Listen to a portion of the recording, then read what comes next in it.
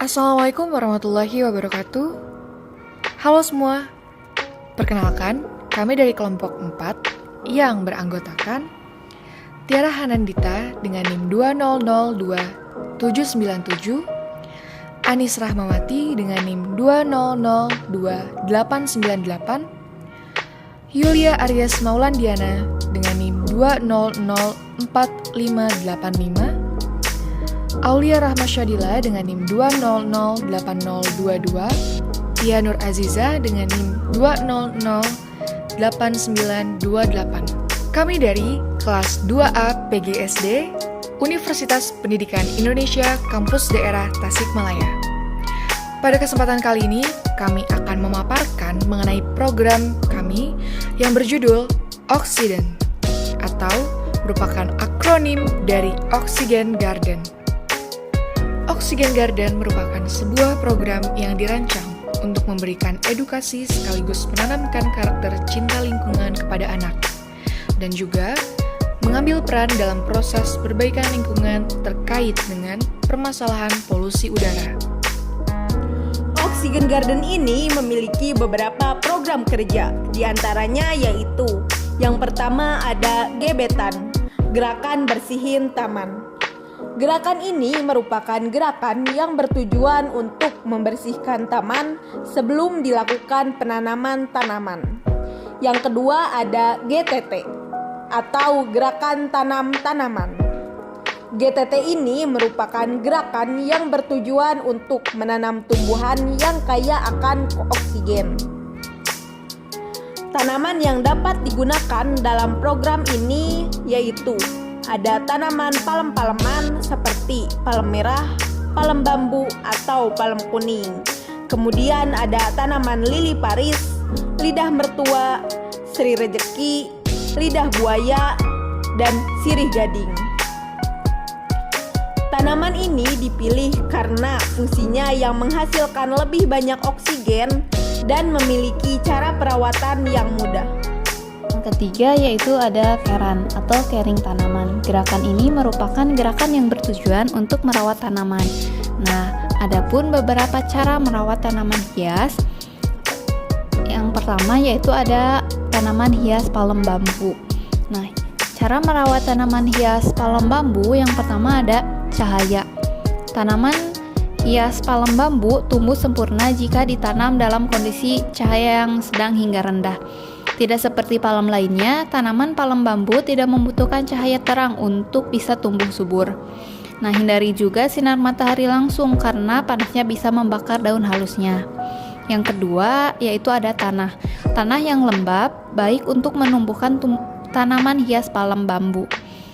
Tanah yang kropos seperti humus adalah yang ideal. Mengubah tanah pot standar dengan lumut gambur juga cukup baik untuk palem bambu.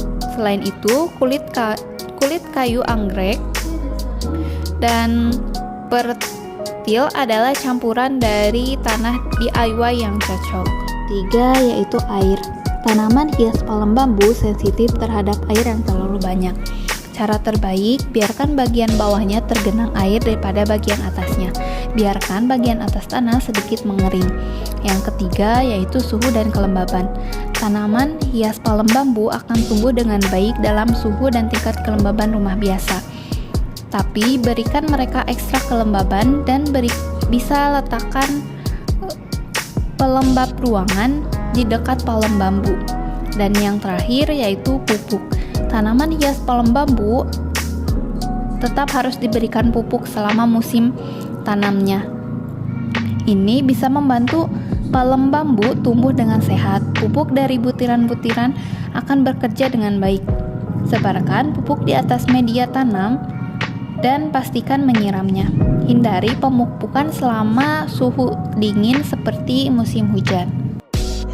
Selanjutnya yaitu cara merawat tanaman lidah mertua. Yang pertama, pastikan tanaman mendapat cahaya matahari. Yang kedua, siram lidah mertua secukupnya. Yang ketiga, jangan letakkan di ruangan dengan suhu yang terlalu rendah. Yang keempat, gunakan media tanam yang cepat meresap air. Dan yang kelima, gunakan kompos cacing atau pupuk slow release. Selanjutnya, cara merawat tanaman sri rezeki. Yang pertama, penyiraman. Penyiraman terbaik untuk tanaman sri rezeki adalah sebanyak 1 hari sekali. Namun, jika sedang dalam cuaca hujan, pastikan dahulu media tanamnya.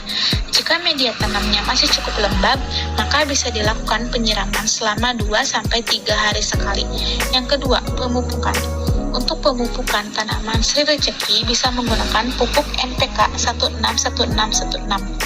Campurkan pada 1 liter air 1/4 pupuk NPK dan aduk hingga tercampur rata. Lalu berikan pada tanaman sri rezeki sebanyak 2 kali seminggu. Yang ketiga, pangkas bunga yang muncul. Bunga yang tumbuh pada tanaman sri rezeki sebaiknya dipangkas dan dibuang saja. Hal ini dikarenakan bunga tersebut dapat mengganggu pertumbuhan daun dan dapat mengganggu kecantikan dari tanaman sri rezeki yang menjadi ciri khasnya. Yang keempat, jauhkan dari sinar matahari. Tanaman sri rezeki merupakan jenis tanaman hias yang tidak cukup kuat jika terlalu lama terkena sinar matahari langsung.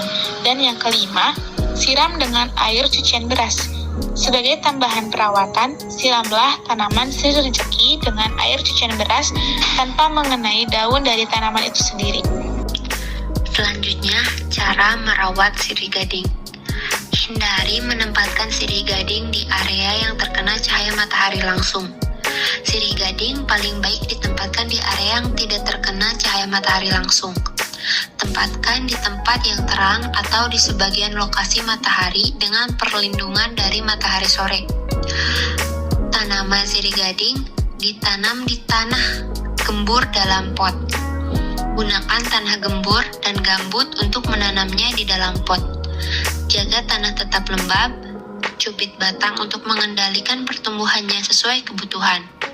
Tanaman sirih gading mudah disebarkan dengan sistem tanaman stik batang. Sekian program yang dapat kami kembangkan. Mudah-mudahan program ini dapat terlaksanakan dan bermanfaat. Terima kasih. Wassalamualaikum warahmatullahi wabarakatuh.